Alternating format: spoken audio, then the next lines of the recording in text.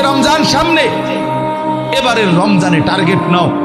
30 দিনের রোজার মাধ্যমে দিল থেকে আল্লাহর কাছে এইভাবে 30টা দিন হাতে গুনে তুমি আল্লাহর সাথে ওয়াদাবদ্ধ হও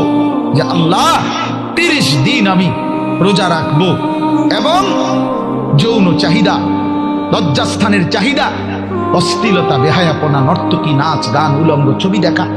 নারীকে নিয়ে চিন্তা ভাবনা, মেয়েকে নিয়ে অশ্লীল চিন্তা ভাবনা, অবৈধ কোনো প্রেম সম্পর্ক, হারাম কোনো রিলেশন, এই সব ত্যাগ করে বন্ধু 30টা দিন মনোযোগ দিয়া রোজা রাখো, তারাবি পড়ো, ইফতার করো, সাহারি করো, তাসবিহ পড়ো, তিলাওয়াত করো, কোন আলেমে দ্বীনের সাথে উঠা বসা করো, ইমাম সাহেবের সাথে সম্পর্ক করো। ইনশাআল্লাহ দেখবা